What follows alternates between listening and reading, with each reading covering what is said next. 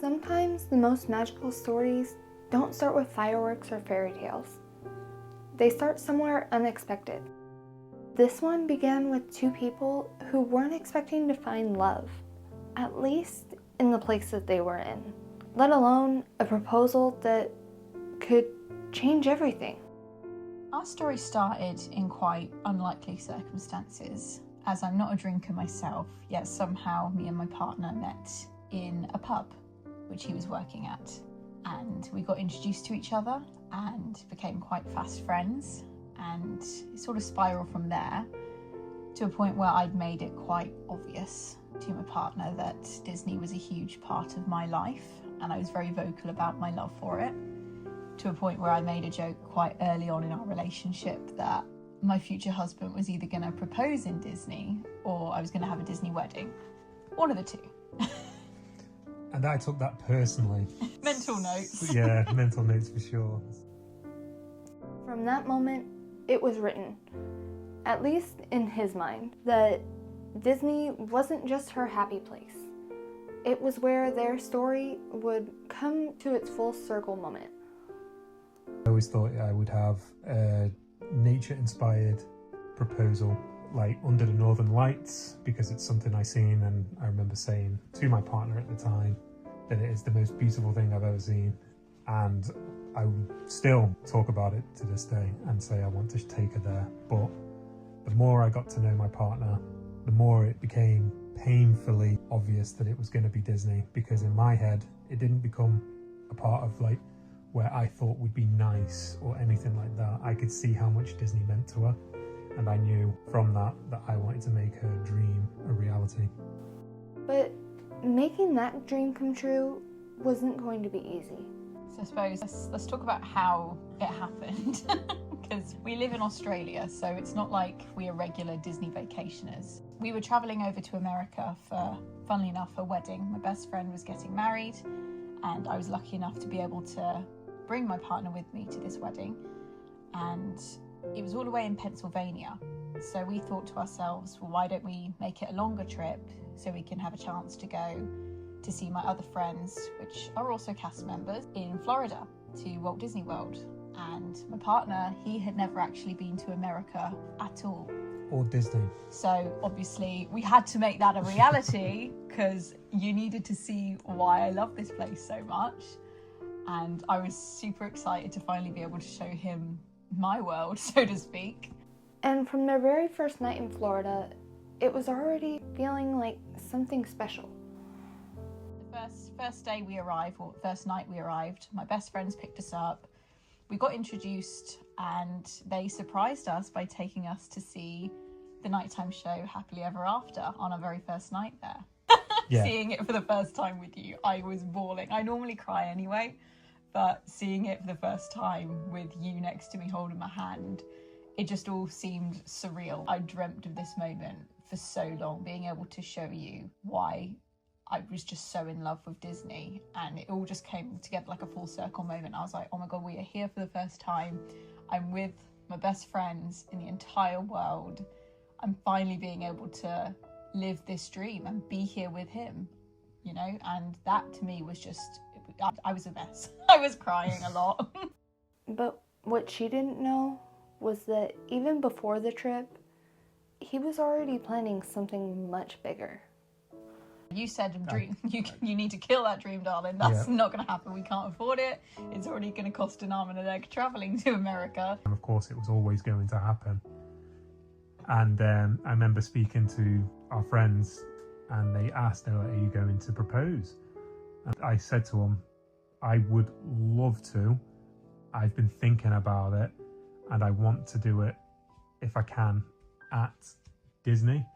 I said, I just need to find something like a ring for essentially the meantime, because I know the ring that we had looked at, her dream ring, was back in Perth, Australia. So with that, me and one of the friends ended up sneaking off, finding a ring that I know my partner would like. We got it, we secured it, and it was overwhelming. But that became a bit of a superpower for this holiday, because I had knocked it into her that it wasn't going to happen. After a whirlwind of travel, laughter, and Disney magic, on their very last night at Magic Kingdom, it was time. It wasn't until the last night of our holiday where we were seeing Happily Ever After, and the friends coming down from Pennsylvania were also going to be there. It was our last official day in Disneyland on holiday, so we'd already planned that this was going to be like one last really, really amazing day. And yeah, that was the biggest, hardest secret I had to keep, was knowing that she was going to get proposed to that day, lugging a ring around. Luckily, we had backpacks and everything ready, so it wasn't in my cargo shorts. And we got some good seating in the VIP area in front of the Magic Kingdom. Thanks to our Cast members. best cast member friends. God bless all of the people that were there, because I had one of our friends turn around and say to me, oh, like, he was quite obvious about it. He was like, oh, can I see your Apple Watch? Like, can I try your Apple Watch on? And I just thought at the time, I was like, all right, go off, I guess. But it was because obviously I am that girl that would have been very much like, oh my God, I don't want to have that on when I get proposed to. And this was factored in. They'd taken the watch off me and I hadn't thought anything of it. And no, my other friend, she was there saying she was going to take candid shots of us watching the show together. And again, I just thought, oh, God bless them. Like, they're doing the most here. They're just going to take some photos of us watching the show together. Because every single time I watch the show, I'm always getting my phone out to film it. But you did have to factor in the fact that it might have rained, because torrential rain in Florida is not uncommon. Yeah, it was stressful. So there was a heap of factors that I was thinking about in my head. And the big one was the weather.